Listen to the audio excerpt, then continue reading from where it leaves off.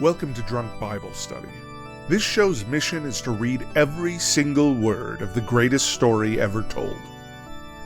A warning to our listeners, the hosts of this show are sinners, but they're doing their best. There will be drinking and there may be some swears. They did say they'd try to keep it clean, but I wouldn't put my money on it.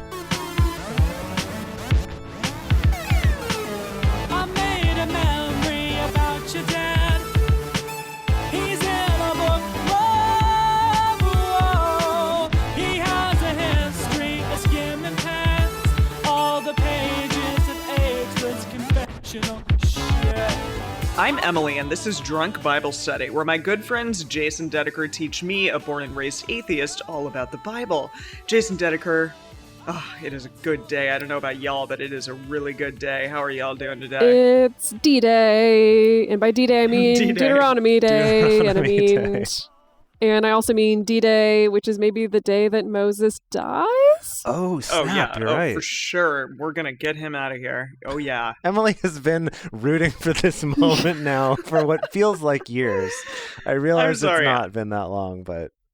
I know, it's terrible. It's not that I don't like Moses as a person. It's just that, there's been a lot of build up to this moment, and I'm like, can somebody just give it to me? Like, how long do we actually need to wait for this? Seriously. So...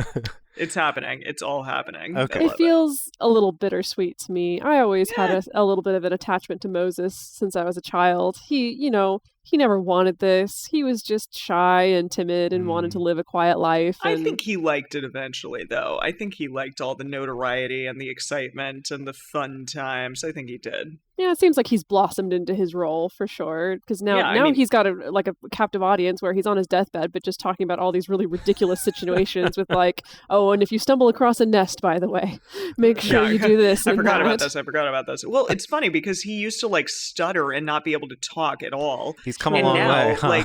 Yeah, he really has. We got to give some props. Cheers to Mozo. Cheers to Mozo. Cheers to Mozo. Mozo the clown. Mozo, jeez, come on now. Today is also a special day because I have just all for myself another beer from our friend Kurt. Because you're the only one in America right now. I know, because I'm the only one who's in the United States right now.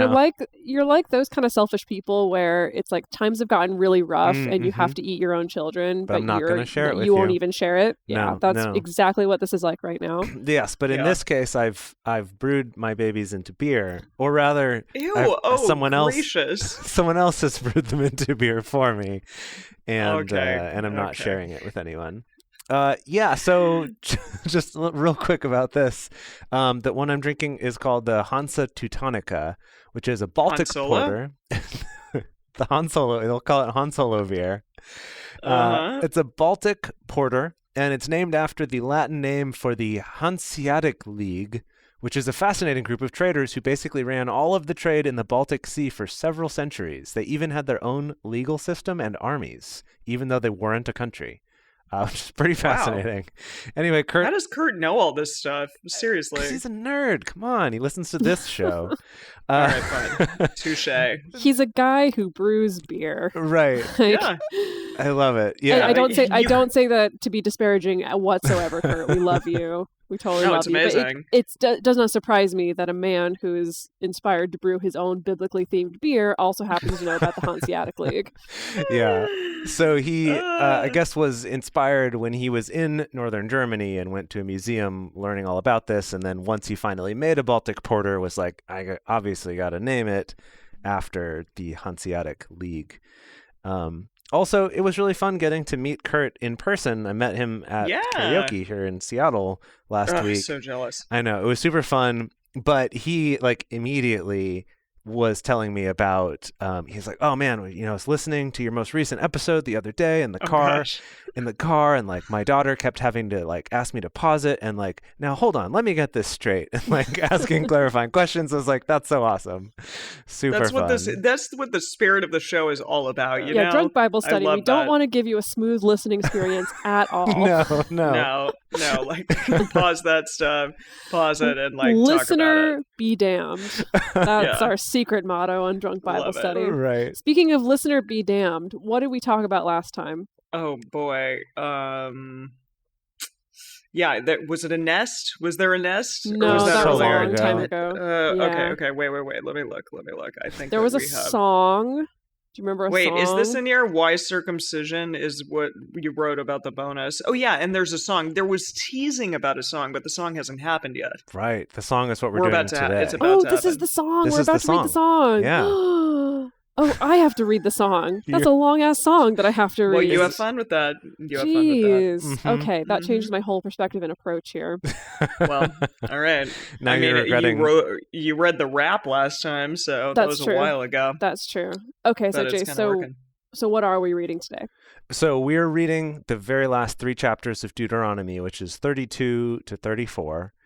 And this one does start right off with the song, the much hyped song. Because remember, last time was Yahweh came to Moses. Get hype, okay? Get hype. Get hype.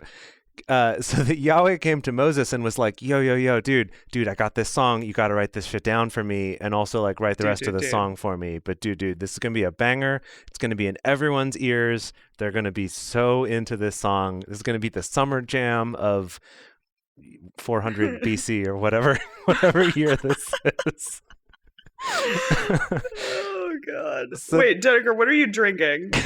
I mean, I'm just having a Bloody Mary because it's a Sunday morning where I am. Yeah. Oh, okay. Yeah. You? No, it's a Sunday morning where I am. I just wanted to say that I'm having Elvis juice. I wanted to say this before. Yeah, and I talked about this last year when I was here. It's really good. It's a grapefruit infused IPA. But like Jase, your beer is named so like beautifully and amazingly, and mine is called Elvis juice. Like what the hell? Yeah, sorry. That was all I wanted to say about that. Well, that's appropriate. Yeah. That's appropriate for talking about hit jams and songs. Oh, you're right. You're right. So Look at you. Wow. Spirit of for all we Elvis. know, Moses has a little like cheeky pelvic action going on while he's singing this song. Yeah. How old did he say he was last time? Like 125 or something? 170? Yeah, was like that. Yeah. Was like that. A large number. Yeah. It was a large number. And as we get started with Moses' sick jams, we want to remind everybody to read responsibly and drink responsibly. You can drink along with us, or you can listen to us while you're in the car. But please do not do both at the same time. Okay, sick jams, Deuteronomy 32.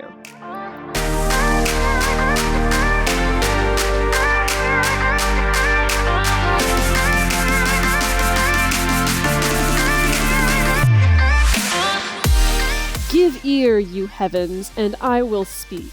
Let the earth hear the words of my mouth. Good opener. Love it. Ear. Very dramatic. Totally into it. It's Moses' last stand. My doctrine shall drop as the rain. This is already so good. Damn. This is so badass. As the rain. My speech shall condense as the dew, as the small rain on the tender grass, as the showers on the herb. Okay, got a little bit caught up on this whole, like, how many different ways can I describe water falling on some leaves? Yeah, for sure. For I will proclaim the name of Yahweh, ascribe greatness to our God. The Rock? His work is perfect. I could not agree more. I've been saying this. I love The Rock. Dwayne The Rock Johnson all the way, man. His smile is perfect. Oh, it really is. His muscles are perfect. There's a lot of perfect things about that boy. Oh, can we cast The Rock as Yahweh in the Drunk Bible Study movie version? Yes, 100%. It's perfect. Absolutely. Because I could see him also doing the petty stuff and like hanging out with a towel around his waist, like he's in the shower. Because he's so good in those comedies and stuff too, you know, where he's just goofing and. Oh my God, I love it. This is perfect. Perfect casting. No, I can picture it right now. You know, he like leans out of the tent of meeting in his bathrobe or whatever, and he's like, "Oh, hey, Moses, one more thing," and then he flashes that beautiful smile, and we're all just like, "Oh, Yahweh, like, Yahweh, how can we be mad at you? We love you, Yahweh." Okay, The Rock, his work is perfect, for all his ways are justice. A God of faithfulness, and without iniquity, just and right is he. They have dealt corruptly with him. They are not his children. It is their blemish. They are a perverse and crooked generation. I think he means millennials. Who is he talking about? He's talking about millennials, I think. Yeah, it's millennials. Okay, for sure. boomer. Okay. Or 400 centurials, or whatever they called them back then. Yeah. Do you thus requite Yahweh, foolish people and unwise? Isn't he your father who has bought you?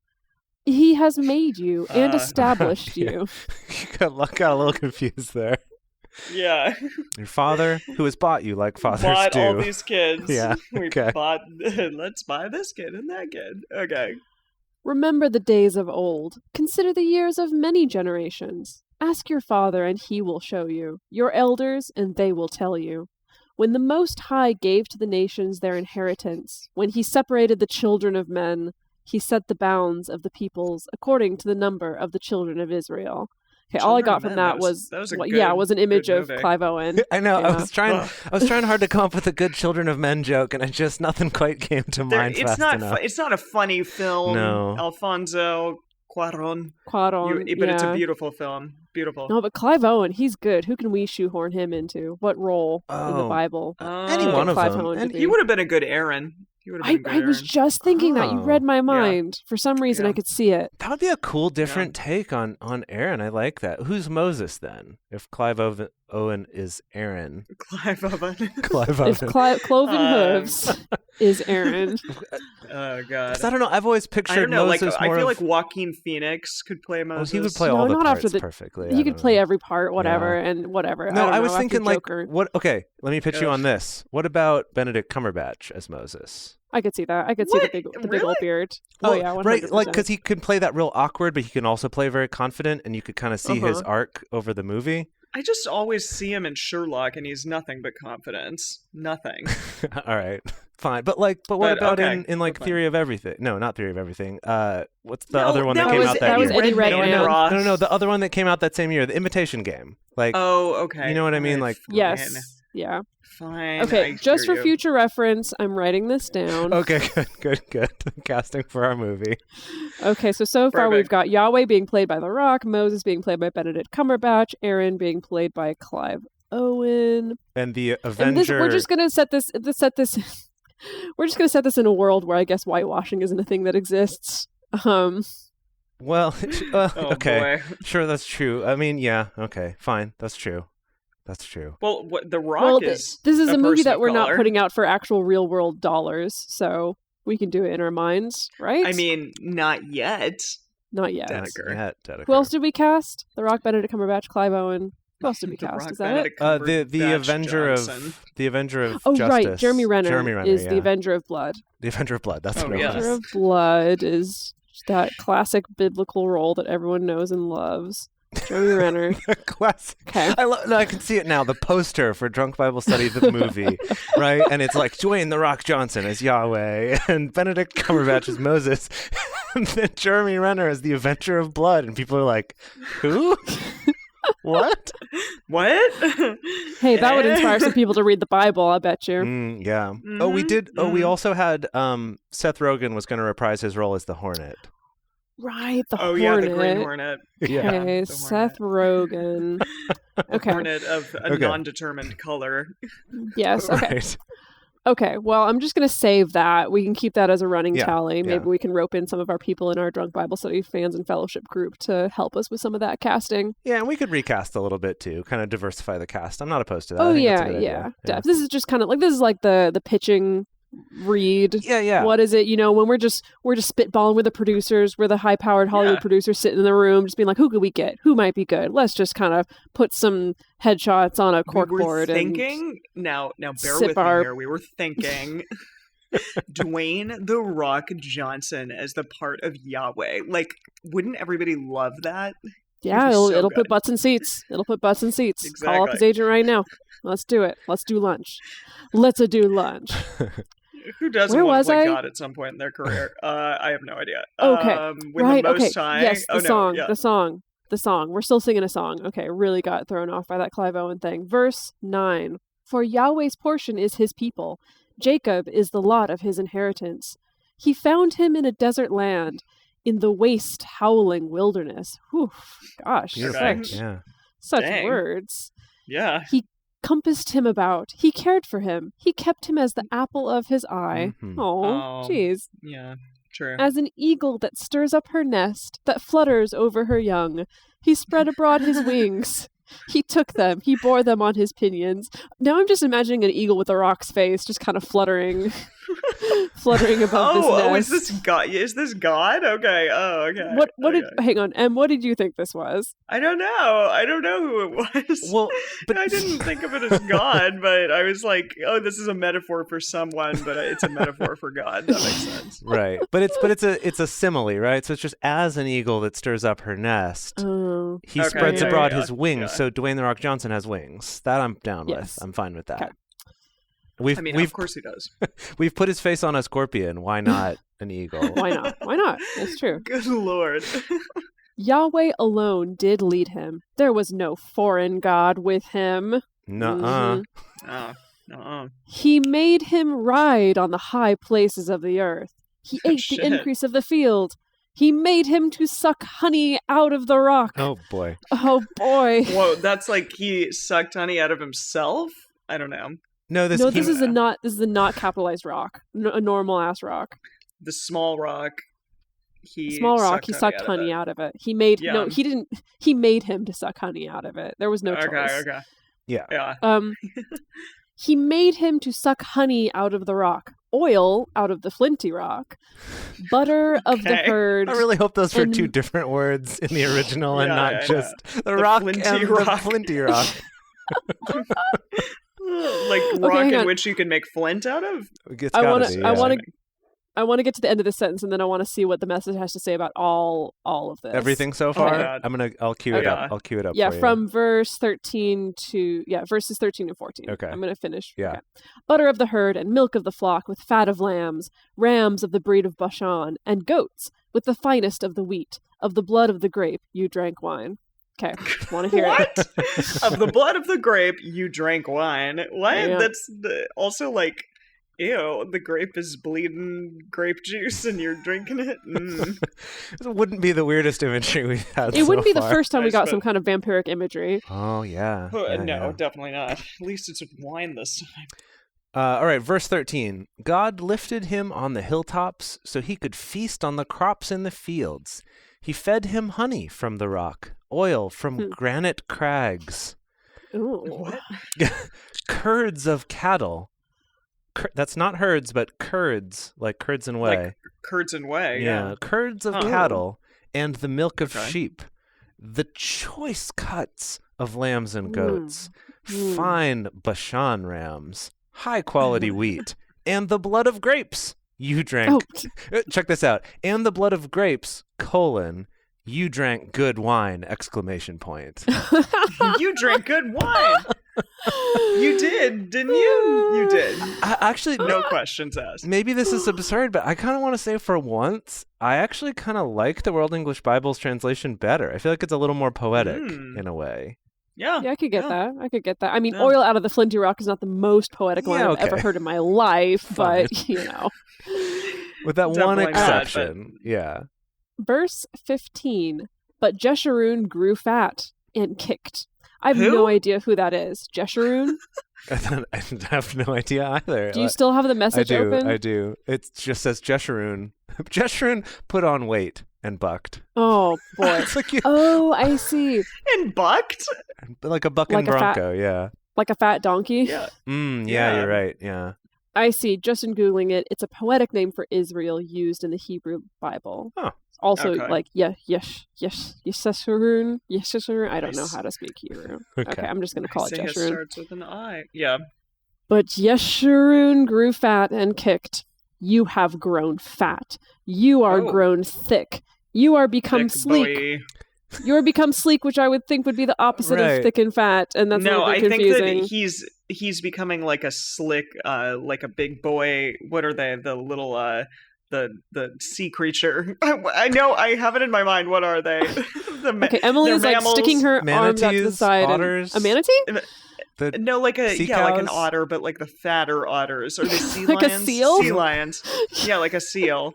Like, you know, you see some of those like thick boys. Like that's what I think of when they say like an elephant slick. seal. But they're He's sleek. thick and sleek. But they're sleek and thick. Yeah. Okay. All right. Like slippery. Yeah. So you've become like a fat otter. Then he forsook God who made him, lightly esteemed the rock of his salvation. They moved him to jealousy with strange gods. With abominations provoked they him to anger. They sacrificed to demons, which were no gods, to gods that they didn't know, to new gods that came up of late, which your fathers didn't dread. I don't remember this happening. Did either of you watch American Gods or read the book or anything like that? No. I know that it's Neil Gaiman, but I didn't. But I heard it was good, kind of. Anyway, this reminds me a little bit of the premise, right? Where there's like the old gods that are like the Norse gods and the Egyptian gods and Yahweh and like those gods. And then there's the new gods, which are things like TV and the internet and like other things that people kind of quote worship now with their time and their energy. And there's sort of this battle between the old gods and the new gods. And for some reason that just made me think of this, where he's like, and these new gods that came up of late, these like newfangled gods that kids are coming up with, like Instagram and all the kids TikTok. are into them these days. TikTok, exactly. Yeah, TikTok, the freaking god of TikTok. Your fathers certainly didn't dread it. They didn't even know what it was. They still don't even know how to use it. I mean, do millennials know what it is? I don't know what it is. I think barely. Younger millennials. Yeah. Younger millennials. You got to be hip. Are millennials younger than we are? I mean, there's a whole range. What's the youngest I think millennial? The youngest millennial was born in 92, I think is technically the cutoff. Okay. Yeah, that would make sense because some of my colleagues who I'm singing with are the really young millennials that were born in like 91, 92, and they know what TikTok no. is, okay, here. It's millennials or anyone born between 1981 and 1996. So so post-millennials or Gen Zers or anyone born after 97. Can we just call them Gens? Some gens. Gens. I mean, whatever. Yeah, I know what TikTok is. I have a TikTok account. I'm cool. I'm young. And the irony is that you're like one of the oldest millennials, Jase. I am. I'm at 82. I'm right on that like upper end of. You're on the cusp. Yeah, but I'm just super hip and cool. So what do you use TikTok for? Seriously, what is it? I don't know what it is. Posted a picture or a video of me and my friend's baby watching Rocky Horror Picture Show. Oh my god, it's like the least Gen Z usage of TikTok ever around. I'm probably not the best example of how to properly use TikTok. But I was thinking about TikTok was just about you lip sync songs that you like and maybe dance, and that's about it. It's grown. It's a whole art form. Is it like a Vine? Is it like Vine, but Vine went out of vogue and now TikTok has replaced it? Yeah, it's like the cooler, better Vine. I would say that's pretty accurate. And what's funny is a lot of the people who were popular on Vine are now on TikTok. Of course they are. But it's a similar thing where you upload short videos that you can kind of edit all in the app. And the thing that they do that other apps didn't do is that they have licensed music so that you can put music, like pop music, like actually popular songs on your videos and not get like copyright flags and things like that because they've got it licensed. So that's why it's a lot of lip syncing and dancing, but it doesn't have to be. Often there's just music kind of accompanying whatever other thing you're doing with your video. Yeah. Anyway, on this episode of Drunk TikTok Study. I don't think I'm ever going to go on there. I need to not do that. Because you'd be too into it? No, I think, you know what? Instagram is bad enough. I have 4 accounts. Like you are kind of all crazy of these on podcasts and my own accounts. Yeah, no thank you. I don't need to add another. All right, well, go. Back to this song. Verse 18. Of the rock that became your father, you are unmindful, have forgotten God who gave you birth. Yahweh saw it and abhorred them because of the provocation of his sons and his daughters. He said, I will hide my face from them. I will see what their end shall be. For they are a very perverse generation, children in whom is no faithful Jesus. So what's happening? Faithfulness.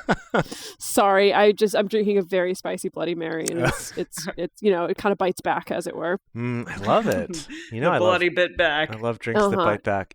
So basically, this dope rhyme this dope song that Moses is singing is really just like a boomer ranting about millennials. No, exactly. Yeah. Okay, boomer. Okay. It's like what like he's become Willie Nelson, who was like really hip and edgy in his youth and is now just complaining about millennials. Right. Wait, does Willie Nelson complain about millennials? I assume so. I assume everyone old does. I don't know. Okay. We should probably look into this before we... We are less than halfway through this song, so I'm going to keep us trucking along. Keep going. Okay. They have moved me to jealousy with that which is not God. They have provoked me to anger with their vanities. I will move them to jealousy with those who are not a people. Oh. What? Who are not a people? People. So, like, I'm going to go over to this orchard over here and treat all these fruit trees like they're my chosen people and see how jealous you get now. I'm going to post that to your TikTok. And... These aren't even a people. Okay. I will provoke them to anger with a foolish nation. For a fire is kindled in my anger, burns to the lowest Sheol, devours the earth with its increase, sets on fire the foundations of the mountains. I will heap evils on them. Oh, he's gotten worked up again. This is the song. Yeah, this is the song that everyone's going to sing. Everyone's going to sing about their own freaking destruction. I will heap evils on them. I will heap evils on them. I will spend my arrows on them.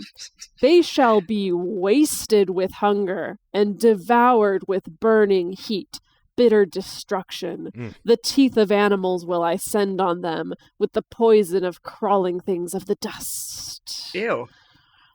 Outside shall the sword bereave, in the chambers terror. It shall destroy both young man and virgin, the suckling with the man of gray hairs. What the hell does that mean? It's got kind of Lovecraftian really quick here. Yeah, I think it means everybody. It's one of those everybody. young peoples, young men and women, which they translate here as both young man and virgin, and then the suckling, which is a bibby, like and the man of gray hairs. So I think kind of like old people, young people, men and women. Cool. They're all gonna what? Destroy? BD. Destroy. Yeah. Destroy. Got it. I said, I would scatter them afar. I would make the memory of them to cease from among men. Were it not that I feared the provocation of the enemy, lest their adversaries should judge amiss, lest they should say, our hand is exalted, Yahweh has not done all this. So is that Yahweh's afraid that if he totally wipes out the Israelites, someone else is going to get the credit? Exactly. That's interesting. 100% what he's just like, no. I did that. He's like, I would. No, he's saying, I would do that. I totally would destroy you, except, then I'm going to do that. And then the Amorites are going to be like, hey, look at what we did. And then, like, no one's going to, know that it was me who did it. And I just really don't want to be in that situation. It's kind of like that, like, I'm going to do it, but because I want to and not because you told me to. It's kind of that. Oh, yeah. Perfect. For they are a nation void of counsel. There is no understanding in them. Oh, that they were wise, that they understood this, that they would consider their latter end. Does that mean their How butt? should one... sure. Their latter end. How should one chase 1,000, two put 10,000 to flight, except their rock had sold them, Yahweh had delivered them up. For their rock is not as our rock. Okay. Even our enemies themselves being judges. No, seriously, I can't imagine like The Rock saying this and like how ironic it would be like if The Rock were like saying all this. Well, this would be Benedict Cumberbatch in our castings. This is Moses singing the song, but Dwayne The Rock Johnson wrote the song. Yeah, that's true.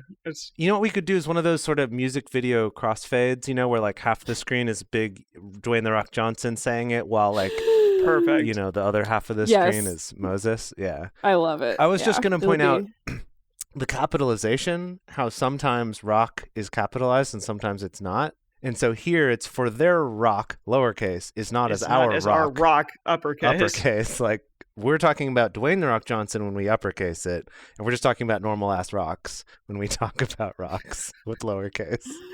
Any old rock. Okay, verse 32. For their vine is of the vine of Sodom, of the fields of Gomorrah. Their grapes are grapes of gall. Their clusters are bitter. Their wine is the poison of serpents, the cruel venom of asps. Wow. I'm sorry. This is all too good. This is so good, this song. It is good. It's really good. I love the idea of sitting down and you're like, okay, so I wrote this book about this family traveling west in their wagon. I was thinking about calling it The Grapes of Gall. It's from the Bible. People are like, Gall? What is that even? I don't know. Oh, is this the verse that The Grapes of Wrath is based on? I have no idea. Oh, is The Grapes of Wrath or like the title's taken from? It just reminded me of that. Wait, is it a biblical thing? Yeah, Grapes of Wrath are biblical. Wait, thing, look it up in the message or some other some other thing. Yeah, let's see. Are these the grapes of said wrath? Their grapes Although are I don't know, some people grapes. claim that it's actually referenced in Revelation. Oh. Interesting. Of course. Damn it, I'm so excited for Revelation. It's not going to happen for years. Seriously. Oh, man. Oh, man. Okay. So, yes, grapes of wrath, grapes of gall, wine and poison of serpents. Great. Isn't this laid up in store with me, sealed up among my treasures? Vengeance is mine. And recompense at the time when their foot shall slide. For the day of their calamity is at hand. The things that are to come on them shall make haste.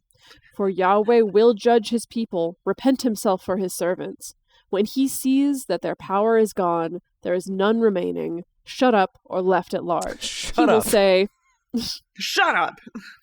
Okay, so when they've all shut up, he will say, where are their gods? The rock, lowercase rock, the rock in which they took refuge, which ate the fat of their sacrifices and drank the wine of their drink offering. Let them rise up and help you. Let them be your protection. See now that I, even I, am he. There is no God with me. I kill and I make alive. I wound and I heal. There is none who can deliver out of my hand. I am the one who knocks. Yeah, seriously. Okay, yeah, all right. Thank you for bringing that back around. Now I understand what's happening. Yes, this is what's going on. Okay. For I lift up my hand to heaven and say, as I live forever. I'm sorry. I just got to take a pause because I'm going to put down Bryan Cranston. We don't know where he's going to fit in yet. Oh, yeah. We don't know where he's going to fit in yet. But maybe I just he could be Satan. That could be interesting. That could be an interesting choice for Satan. It would be interesting. Okay. Yeah, let's kind of for now, let's put that I could down. see him as Job, though, too. Oh, boy, yeah. Poor Bryan. Yeah. I know. That's putting him through a lot. That's putting him through a lot as Job. He can do it, though. Someone's got to do it. I mean, I know he can do it, but... Yeah. I love the idea of this many hours long or many parts long epic movie series that we're going to be producing. I love this. I'm very excited about it. Yeah. Yes, I'm the one who knocks. For I lift up my hand to heaven and say, as I live forever, if I whet my glittering sword, my hand take hold on judgment, I will render vengeance to my adversaries, will recompense those who hate me. I will make my arrows drunk with blood. My sword shall devour flesh with the blood of the slain. This is a great song, you guys.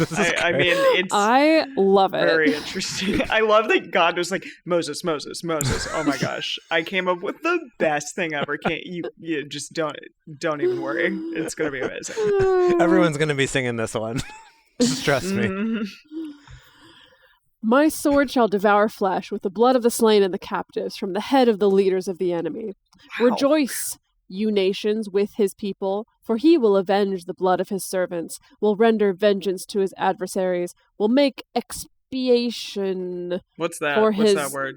I have no idea. I think it's like repayment or like paying one's debts. I'm guessing. Yeah, the act of making amends or reparations for guilt or wrongdoing. Yeah. What's Good up? job. What's up, Latin and Greek roots? Okay. Didn't you get like 1,400 on your SATs or something? I mean, 15, 20, but whatever. Yeah. Jeez. Ew, bye. Okay, bye. Keep going. He will make expiation for his land, for his people. Moses came and spoke all the words of this song. Oh, I guess that's the end of the song. What a note to end on. That came out of nowhere. Okay, hang on. So expiation and song.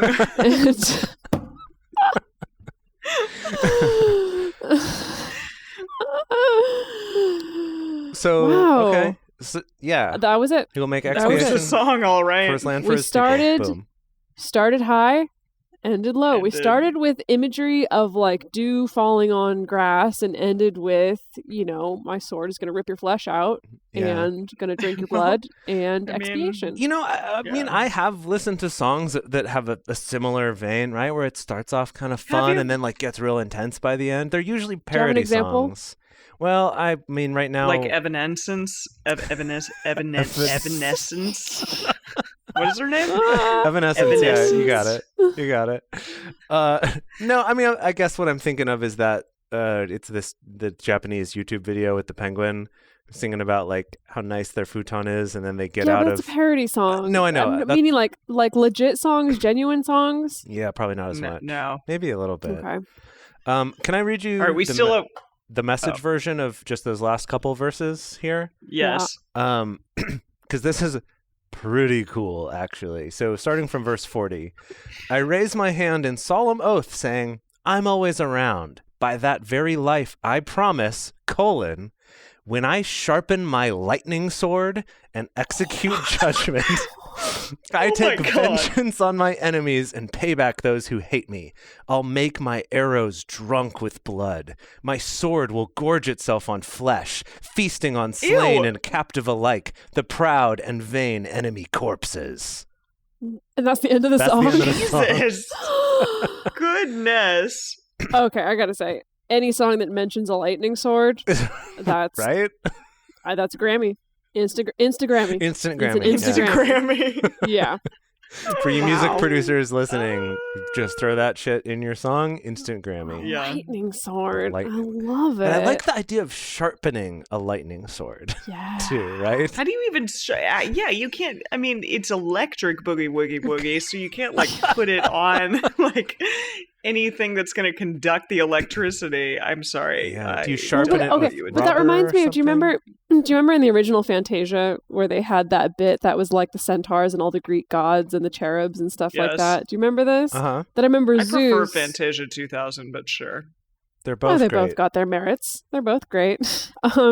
We can have a screening sometime and discuss. Drunk Fantasia. And discuss in a panel.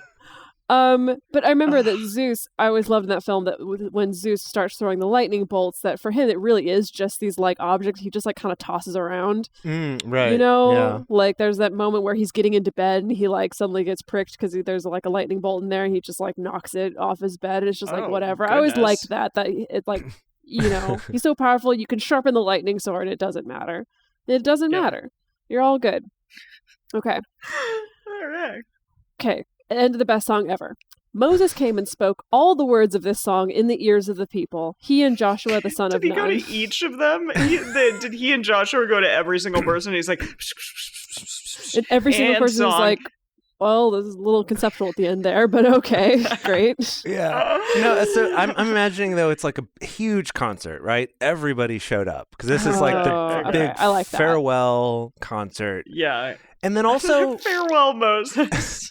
And then also Joshua's singing this too. I love too that like suddenly at the end they're like, oh yeah, Joshua sang it too. He's the new blood.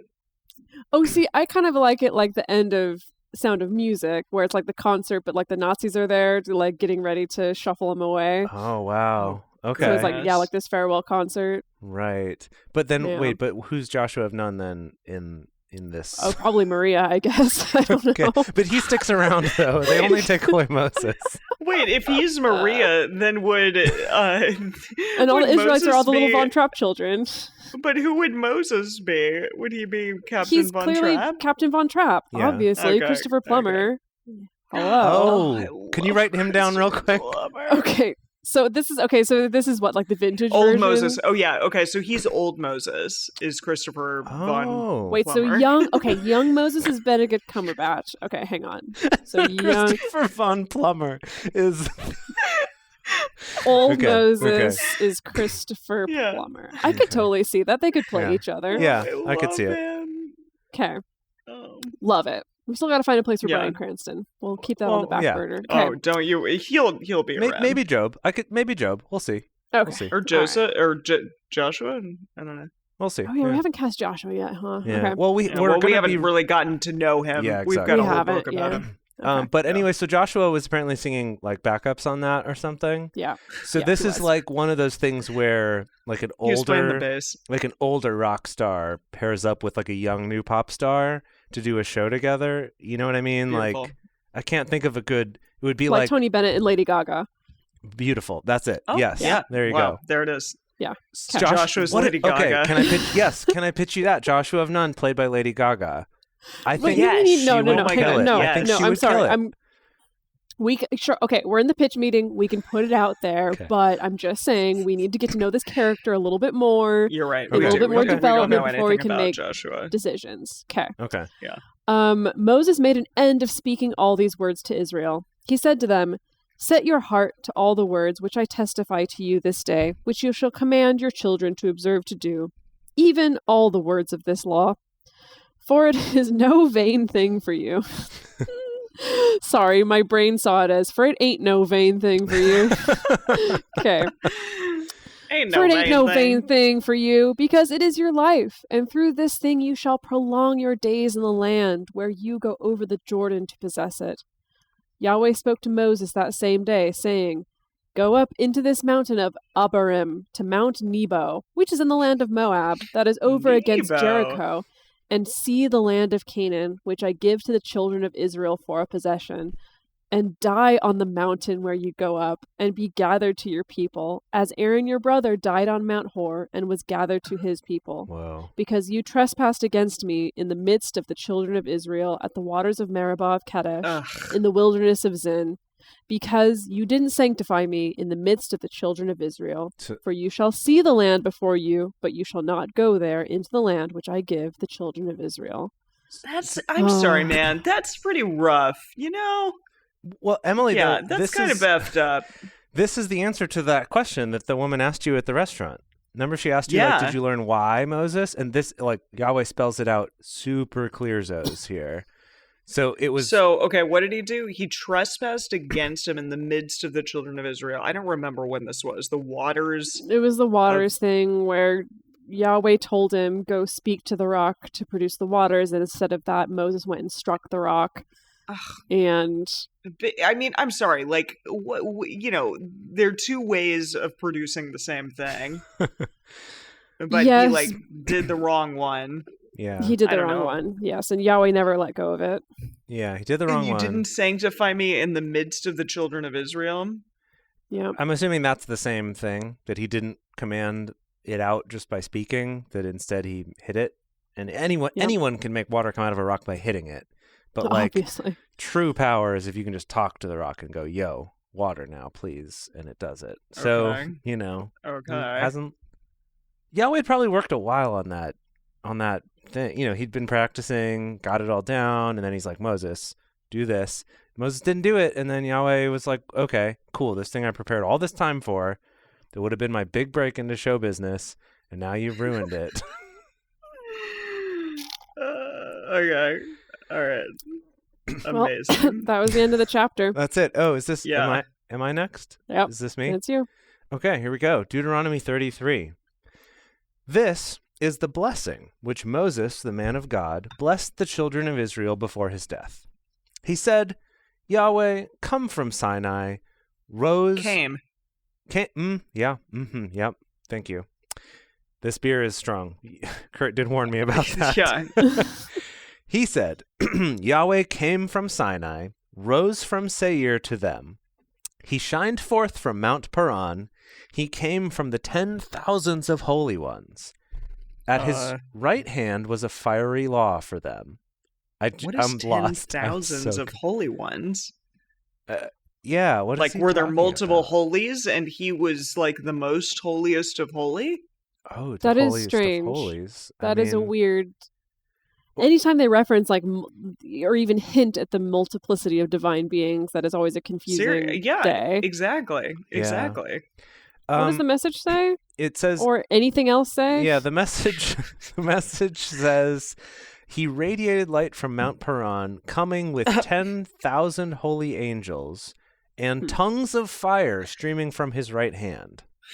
Which is very different from, what was this? A fiery law for them. Very different imagery going on just here. Tons of fire, just like fire for days, as far as the eye can see, out of his right hand. Yeah. Oh, hey, this is cool. The Lexham English Bible says that he came with myriads of holy ones, at his right hand a fiery law for them. Note, this pointing is very difficult. Here, HALOT 93 suggests what? quote, "fire a law for them" as a translation of the compound Hebrew word made up of fire plus law, which some translations render as a fiery law, as they did in the one that we're reading. So yeah, apparently it's like a Hebrew word that people are like, I don't know what to do with this. I'm really glad it's not my job to be a Hebrew translator. An ancient Hebrew translator. So there was a fiery law, or there was fiery tongues, or there were fires. Other translations fiery just tongues? say like his warriors were next to him. So, something fiery based. All right. Okay. Yes, he loves the people. All his saints are in your hand. All his bits belong to us. I was thinking he's got all the saints in your hand. In his hands. They sat down at your feet. Everyone shall receive your words. Moses commanded us a law, an inheritance for the assembly of Jacob. I'm sorry, wait. Okay, good, yes. God damn it, Emily. Every single freaking time. So Moses, correct. So Moses is giving a blessing in which he states, Moses commanded us a law, an inheritance to the assembly of Jacob. He was king in Jeshurun when the heads of the people were gathered, all the tribes of Israel. Let Reuben live and not die, nor let his men be few. My people go. No, it's more just like let you live. Let him live. That's all. I don't know if that's a great blessing. It's just I hope you live. Okay. Maybe we're going to go through all of them. So this is Reuben, right? So let Reuben live and not die, nor let his men be few. This is the blessing of Judah. And he said, Hear, Yahweh, the voice of Judah. Bring him to his people. With his hands he contended for himself. You shall be a help against his adversaries. Of Levi he said, Your Thummim and your Ummim are with the godly one. Urim. Urim. Urim. Yes. Thummim and Urim are with your godly one, which, for those of you who don't know, if you haven't been listening to the beginning, you haven't been listening at all. Or if you're me and I have no idea what they are, please remind me. Of course, the Thummim and the Urim, they were the divining tools of the priests. Yes. Okay. Yes. Okay. Yeah. Back from Exodus, right? Is when we first saw those. Yes. Also, supposedly were involved with the glasses that maybe Joseph Smith used to read the tablets in Mormonism. Were also the Urim and Urim and Thummim. Anyway, whom you did prove at Massa, with whom you did strive at the waters of Meribah, who said of his father and of his mother, I have not seen him. Neither did he acknowledge his brothers. I ain't seen him. Shit. Nor knew he his own children, for they have observed your word. Keep your covenant. I don't understand any of what just happened. I'm just going to keep going. Whom you did prove at Massa, with whom you did strive. Okay, this is all about Levi, the priests, right now. Yes, but he said that you strived with. Is it you strived with Massa? Can we find another translation? Okay, fine. Always. I'm going to look up our good buddy the message here. What verse is this? This is 9, 10, 8. Let's say 8 through 8 and 10. Okay. I mean, sorry, 8 and 9. Verses 8 and 9. Verse 8. Levi, let your Thummim and Urim belong to your loyal saint, the one you tested at Massa, whom you fought with at the waters of Meribah, who said of his father and mother, I no longer recognize them. He turned his back on his brothers and neglected his children because he was regarding your sayings and watching over your covenant. What? Okay, this feels like a piece of history that we just glossed over. Yeah, like there was some kind of falling out the Levites had with maybe this other clan. It feels like this is maybe talking about Aaron passing this over to who's the new guy? I keep forgetting. Manasseh? No. What do you mean the new guy? The new priest. His son. The new priest after Aaron, the new son. Oh, wasn't it like Ephraim? Yes. Or something? It was one of the two. Was it? Manasseh or Ephraim. I don't know which one. No, Manasseh was one of the sons Or is it of Eleazar? Joseph. Is it Eleazar? Eleazar. Yes, Eleazar the priest. What? Yes, we got there. Yeah, okay, so... Cool. So he neglected his family, I guess, to observe your word and keep your covenant. Yeah, clearly something we missed. They shall teach Jacob your ordinances, Israel your law. They shall put incense before you, whole burnt offerings on your altar. Bless Yahweh his substance. Bless his substance, accept the work of his hands. Smite through the loins of those who rise up against him. Oh. Do you remember smiting through the loins? Do you remember when we did that? Oh, of course. How can I forget smiting through the loins with a spear? Straight through the loins. Smite through the loins of those who rise up against him, of those who hate him, that they not rise again. Cool. So smiting through the loins. Love it. That was Levi. Of Benjamin, he said, the beloved of Yahweh shall dwell in safety by him. He covers him all the day long. He dwells between his shoulders. Okay. Oh, like a backpack. Oh, like a little Yahweh backpack. Or like that really like intense feeling that you feel between your shoulders all the time because like you're really tense. Because you sit at the computer recording podcasts all day. Yeah. Yeah, exactly. And you're I know it well. Yeah. I know it too well. Of Joseph, he said, blessed of Yahweh be his land, for the precious things of the heaven, for the dew, for the deep that couches beneath, for the precious things of the fruits of the sun, for the precious things of the growth of the moons. The growth of the moons, huh? What? Was that like mushrooms? The growth of the moons. Oh. For the chief things of the ancient mountains, for the precious things of the everlasting hills, for the precious things of the earth and the fullness of it, the good will of him who lived in the bush. Okay, sorry.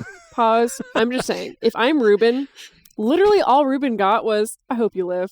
And I hope you got a lot of people. Right. And then here's Joseph, and it's just like, oh, this poetry. Well, of course. I mean, people Joseph living in is the bushes chosen and fruits boy. of the sun. And then for Joseph, you get all this poetry, all this beautiful... Yeah, of course. Symbols and words. He's the chosen boy. Okay. Everybody loves boy. Joseph. He's not even alive anymore. These people aren't even alive anymore. But, like, his tribe is the chosen tribe now. Okay, can I pitch you on Will Smith as Joseph? Oh, Whoa. yes. Love it. Everybody loves Will Smith. As Joseph, like, with the Technicolor Dreamcoat. Yes.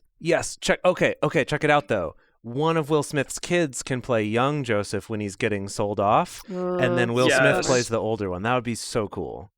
Love it. Or they could just do, like, Gemini Man, and they could make a younger version of him. Yeah. CGI. Although it would be cool if Jaden, or whatever is Jaden, Yeah. Could do it. Yeah, no, that'd be super cool. Yeah. Yeah. Okay. All right. So put him down. Yeah. Joseph is Will Smith. So but it reminds me of the same thing when Jacob was giving his what was it? His prophecies or whatever about all of his sons before he died. Yeah. It was the same thing. Oh yeah. It was like some of them got like, you're gonna step on snakes. And then another one's gonna be break your mother's back. Yeah. Step on a snake, break your mother's back. That old saying. And then, I love it. And then other sons he went on and on about how great they are, such as Joseph. Oh, of course. And maybe Benny. Ben Joes, yeah, he got some good Benny and the Jets. To the Jets, may they be blessed. Okay. Okay. Where do we leave off? The goodwill of him who lived in the bush. I don't understand what that's about. Let the blessing come on the head of Joseph, on the crown of his head, of him who was separate from his brothers. The firstborn of his herd, majesty is his. We're still going with Joseph. His horns... Lord. The firstborn of his herd. I wonder if they're actually referring to... Was it Manasseh was the firstborn?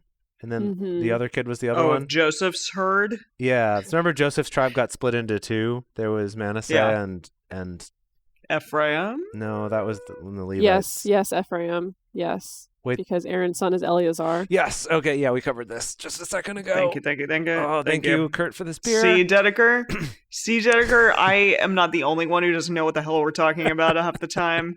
Okay? Thanks. The firstborn of his herd, the majesty is his. His horns are the horns of the wild ox. With them he shall push the peoples, all of them, even the ends of the earth.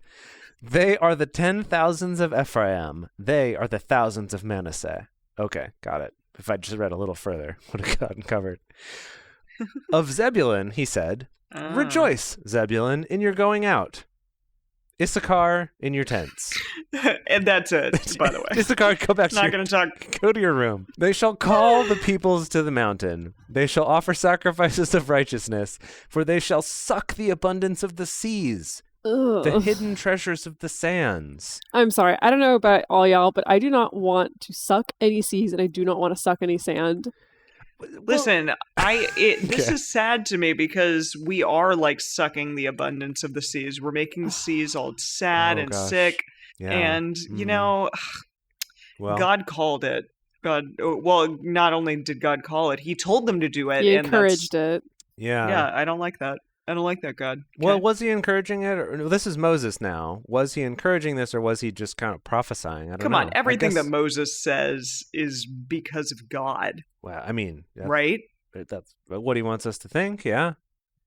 This is part of the nuance that I think Benedict Cumberbatch slash who was the other Christopher Plummer is going to bring to this role. Oh yeah, right? yeah. The Christopher nuance Plummer at this point. Where us as the audience, we don't know, and that's the beauty of it. Okay. Yeah, Gad. Gad. I'm putting a lot of stock in our actors to portray the story that's not here. Of Gad, he said, "Blessed be he who enlarges Gad." He dwells. What? Yeah. What? I'm gonna leave that right there. He dwells as a lioness, tears the arm. Yes, the crown of the head. Those are not the same thing. What? He provided the first part for himself, for there was the lawgiver's portion reserved. He came with the heads of the people. He executed the righteousness of Yahweh, his ordinances with Israel. Of Dan, he said, Dan is a lion's whelp that leaps forth. Is that a compliment? Okay. I don't know. Yeah, I don't know. Is it a compliment or no? I also didn't understand any of what I just said in that previous one. The lawgiver's portion reserved? I really have no idea. I'm gonna say it's like that because this is I guess this is a blessing, not a song anymore. I was gonna say it was like that American Pie song, where everyone has all these theories about all the meaning behind all the different lines, even though it kind of sounds like nonsense. And that Don McLean, right? He's the one who wrote that. That he in interviews when people have asked him about the meaning of stuff, he's like, I'm not going to tell anyone the meaning of stuff because they've come up with the cooler stuff than I ever did. So there you go. I'm going to leave it at that. Love it. Yeah. Of Dan, he said, Dan is a lion's whelp that leaps forth from Bashan. That's all he gets. Of Naphtali, he said, Naphtali, satisfied with favor, full with the blessing of Yahweh, possess you the west and the south. Cool. Of Asher, he said, blessed be Asher with children. Let him be acceptable to his brothers. He's acceptable. Let him dip his foot in oil. Excuse me? I don't know. Paraffin, like paraffin oil. He's getting pedicures. Oh, okay, good. Maybe Asher. He's making one of those things that you make at the fair where you dip your hand in like the wax. Oh, that's cool too. Yeah, I like that. Oh, okay. Yeah. All right. Your bars shall be iron and brass. Sick bars. Sick bars. You're gonna drop bars. As your days, so shall your strength be. There is none like God, Jeshurun, who rides on the heavens for your help in his excellency on the skies. Now I just got like Bill and Ted vibes with the riding on the heavens and being excellent to each other. Most excellently.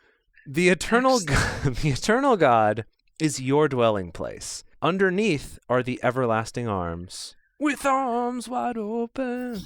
He thrust out the enemy from before you, said, destroy. Like a robot, like a killer robot. Just destroy, period. Destroy. Exterminate. Israel dwells in safety. The fountain of Jacob alone. Emily? Jacob! There we go. No. It's her responsibility to screech Jacob. We do not need a reminder. I'm sorry. I figured I got one in. I didn't need to do like multiple. She got her quota in. The fountain of Jacob alone, in a land of grain and new wine. Yes, his heavens drop down dew. That had to have been a slang of the time. It's like drop down dude. Yeah. Like making it rain. It's like making it rain or dropping bars or, you know, having it on fleek. It's got to be one of those like it was only during, 420 BC that was the slang. Happy are you? 420 blaze it. I didn't even do that on purpose, but you're right. That's good. Well. Happy are you, Israel. Who is like you, a people saved by Yahweh, the shield of your help, the sword of your excellency. Pokemon Sword and Shield. Oh my gosh, you're right. Pokemon Sword and Shield be excellent to each other, Yahweh Said So. Your enemies shall submit themselves to you. You shall tread on their high places. Jeez. Oh, God. So I'm writing down Pokemon Sword and Shield. They make an appearance. Who's going to make an appearance excellent to each other, Yahweh Says So. Because maybe is that like the greenlit title, a working title of our film? Oh, I love it. I love that. it. That's good. We might have some issues with using Pokemon, but if we have enough money to hire all these celebrities, we can probably deal with licensing issues. What if we had the Pikachu from Pikachu Detective Agency? Peek. Make a little cameo in our movie, then it'd be okay. Because it'd be, But who would Pikachu play? Who would Pikachu / Ryan Reynolds play? Who would Pikachu play? You're right. That's a good Pikachu question. Playing someone? Yeah, Pikachu's got to be. Cameo. Because it's a story of the Bible. He's got to be in here somewhere. Yeah. Is he not just like playing as Pikachu? He's gonna be just Pikachu, detective. No, he's got to play No, because there's no Pikachus in this story. Like he's got to play something. But there could be. It's right here. He shows up right at this verse when the shield of your help and the sword of your excellency, and he comes in. He's like peek, sword and shield, no. And then then bounces. No, I want him to have an actual role. We can think about it. Okay, I'm gonna write it down. Okay, we'll think about it. Wow. So Ryan Reynolds as Detective Pikachu playing so and so. Yeah. We don't know yet. Pikachu. Yeah. Okay. Perfect. Okay. I've now switched over to Lost Coast Brewery Double IPA Fog Cutter. It's the end, everyone. So I felt like I needed a new beer for this. Yeah. No, I mean this is love me some Lost Coast. This is a long episode. Oh boy, that's good. This is a long episode, but it's a finale, so it's okay. This is what you expect from finales. I just listened to a finale season of a podcast that was like 2.5 hours long. So really, this isn't going to be that long. Consider yourselves lucky. Consider yourselves lucky. We're not talking at you for 2.5 hours. All right, Emily. All right, but here we are at the finale, Deuteronomy 34. And then we're going to do a bonus. And we're going to do a psalm at the end, right? A bonus psalm. Yes, yeah, and a bonus psalm. Okay. But here's the end of Deuteronomy. Okay. Moses went up from the plains of Moab to Mount Nebo, finding Nebo, to the top of Pisgah. Rock the Pisgah. That is over, rock the Pisgah. That is over against Jericho. Yahweh shown him all the land of Gilead to Dan, and all Naphtali, and the land of Ephraim and Manasseh, and all the land of Judah to the hinder sea and the south and the plain of the valley of Jericho, the city of palm trees, to Zoar. I don't know why that tickles me. So he showed him Los Angeles. Okay. Right.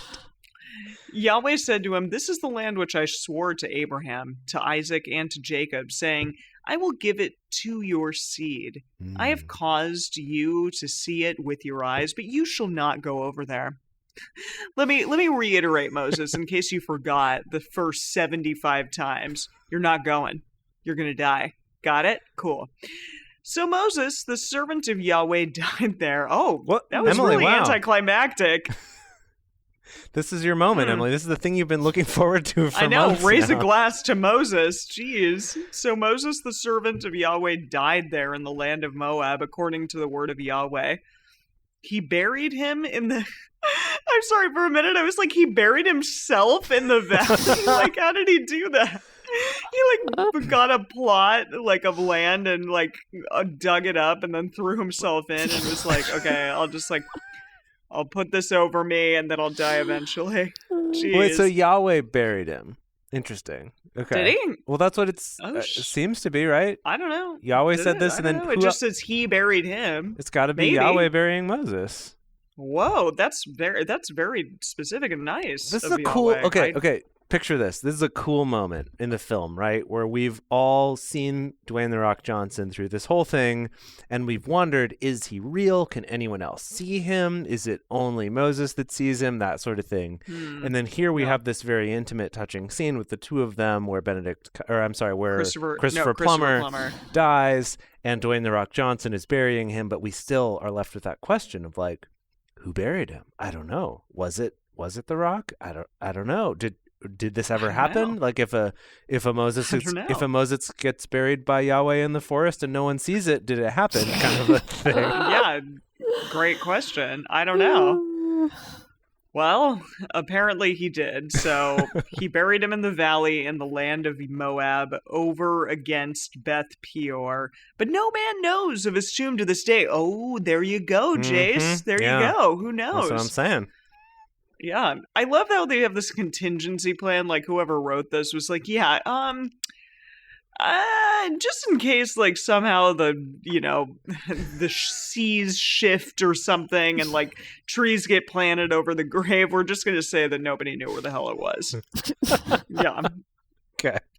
Moses was 120 years old when he died. His eye was not dim, nor his natural force abated. His natural force. I think that means he could still get it on. I think that's what that means. Oh, wow. Wait, what does the message say? Come on. The message says, his eyesight was sharp.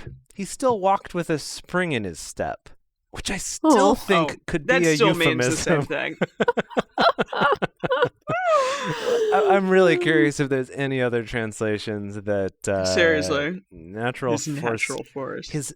Nor his natural vigor diminished. Still the same meaning. Like same thing. Exactly. What else you got? What else you got? Okay, here's a weird one. His eye was not dim, neither were his teeth moved. Okay. Okay. Sure. Okay. Here we go. Like his teeth had not fallen out. He did not need dentures. This one's from Young's literal translation. His eye hath not become dim, nor hath his moisture fled. Now, if that's not a euphemism, I don't know. That's pretty gross. That's more a euphemism for a woman. Yeah, his moisture hadn't fled. Oh, like he didn't get all dried up and. No, I'm thinking, correct. His moisture, his moist. No, but now it's not fun anymore, James. Now you're grossed It's not out. fun anymore. Now it's gross. Can I give you some other weird ones? It's definitely gross. Like Tyndale? Sure. Okay. And Moses was 20-year-old when he XXX Gossip Girl. Girl. When he died, and yet his eyes were not dim, nor his cheekies abated. His cheekies. His cheekies? Oh, what? How cute. I How love is that spelled? Chekes. His checkies. Chekes. His checkies? Chekes. His cheeks. Like his is like his cheeks, I think. His cheeks. His chi? I think what he's trying to say is, I think that the gist is that he was 120 years old, but like he could still see good, and he hadn't, like he still looked like in his 90s at most. You know, like he still had like fleshy, moist cheeks. And this is just going from bad to worse. Okay. All right. So, verse 8, the children of Israel wept for Moses in the plains of Moab 30 days. So the days of weeping in the morning for Moses were ended. Okay. It happened. It's over. It's done. We got it. Yeah, Joshua the son of Nun was full of spirit and wisdom, for Moses had laid his hands on him. Okay. Keep going. And the children, and the children of Israel listened to him and did as Yahweh commanded Moses. There has not arisen a prophet since in Israel like Moses, whom Yahweh knew face to face. in all the signs and the wonders which Yahweh sent him to do in the land of Egypt, to Pharaoh and to all his servants and to all his land, and in the mighty hand, and in all the great terror which Moses worked in the sight of all of Israel. Whoa. Of all Israel. That's it? Okay, end. Cool. No, like... That was, like, really quick. It was such a short ending. But, like... But listen to that, though, right? That there's not arisen a prophet since in Israel like Moses who knew Yahweh face to face. Right? Who, like... Yeah, so what is that about? Like, because what about Jesus? I mean, we're so many years ahead, and I don't want to go there. But, like, I will... There's maybe a spoiler, I guess. I don't know. But in the stories of Jesus, like, Yahweh never shows up. God doesn't show up, and like there's not like, and then God talked to Jesus and said this thing, at least in the narrative, right? Like that's not how it's also Jesus portrayed. Is considered to be like an extension of God, not necessarily a prophet of God. Potentially, depending on how you read it. Yeah, potentially, yes. But yeah, no, I guess he's not the son of God. That's also, it's all up for debate. We'll get there, Emily. Just have patience.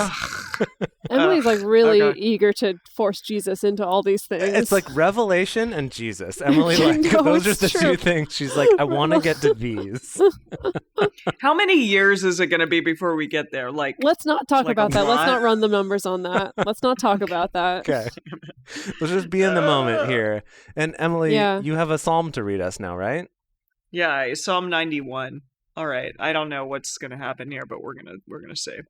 Why do they also have the Psalms like in? Are these like chronologically when they were written? Well, no. So that's what we're starting to learn about this quote unquote chronological reading plan is that I do think though, like where they put Job, that did make sense of like chronologically, it was probably written around this time versus like the beginning of Genesis or whatever, I guess. But it seems like as the chronological reading plan goes on, it's more about these are like callbacks that happen further on in the Bible that we're going to have you read now so that you recognize that it's a callback.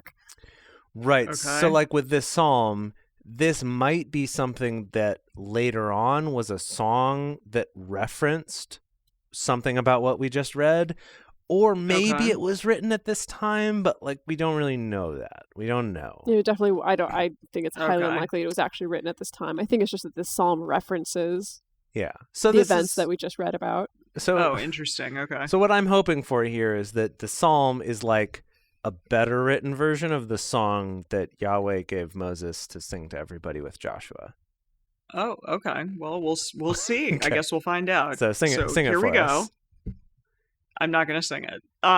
Psalm 9. It's my day off. I'm not singing today. Psalm 91. He who dwells in the secret place of the Most High will rest in the shadow of the Almighty. I will say of Yahweh, He is my refuge and my fortress, my God in whom I trust. Like on the dollar bill. Kind of. Yeah. For he will deliver you from the snare of the fowler, from the deadly pestilence. He will cover you up with his pinions. I thought that said ponies for a moment.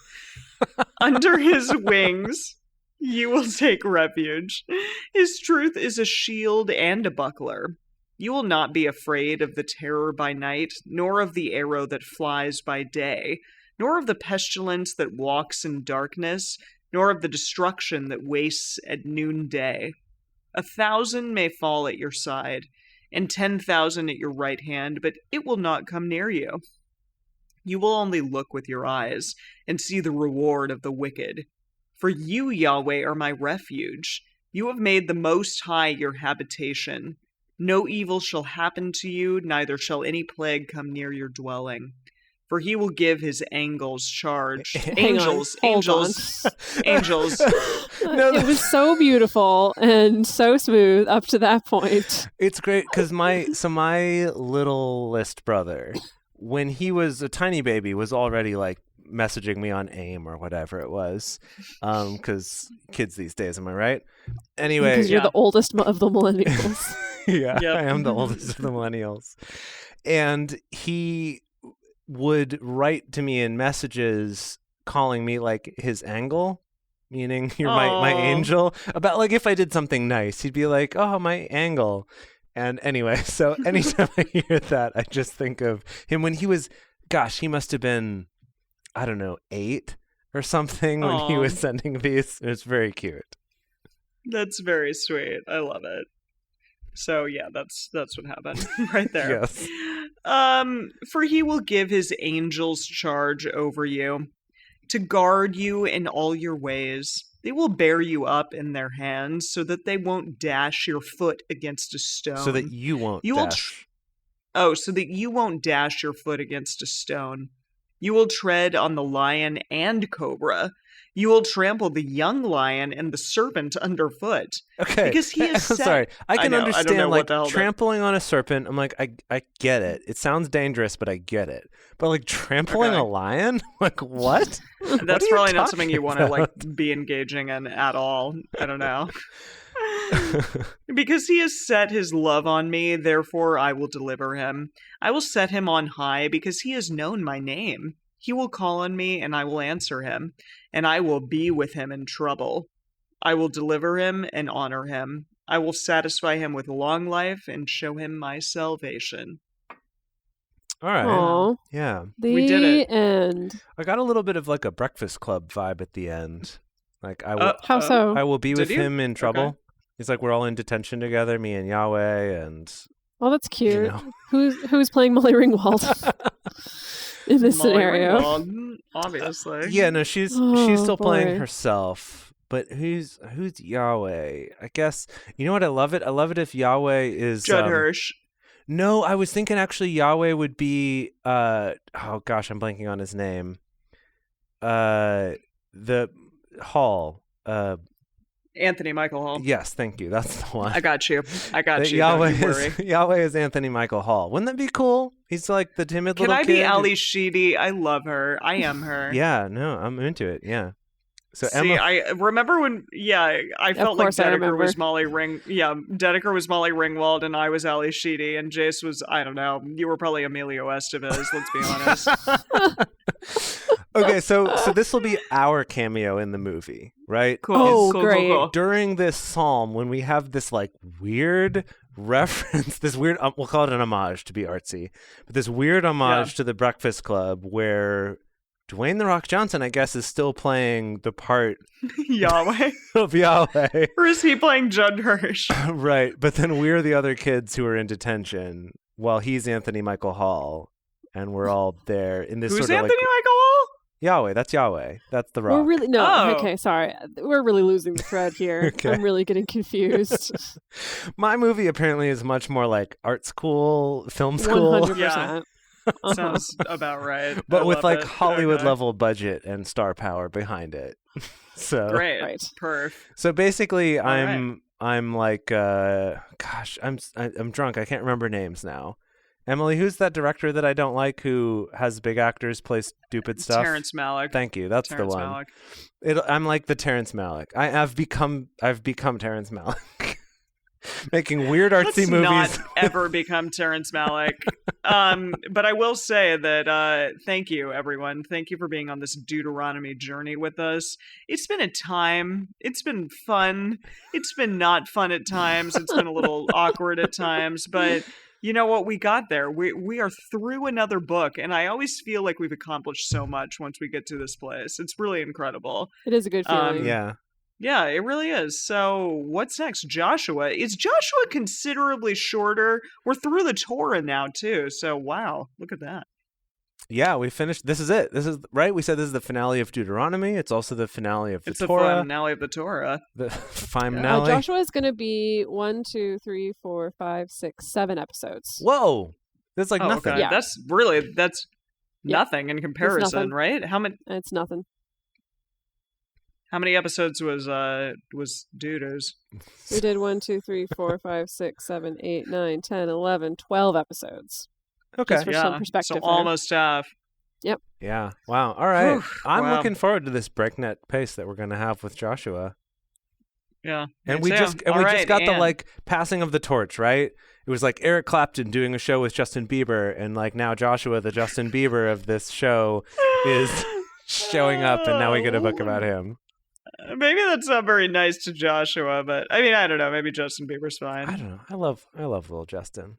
Anyway. Oh, little Justin. Okay. All right. Well, with that, we will see you around the amazing group, our Drunk Bible Study Fans and Fellowship, and yeah. We also have some toasts to give to our newest patrons. Oh boy. Yeah, our newest disciples, we'll call them. Maybe that's sacrilegious. I don't know.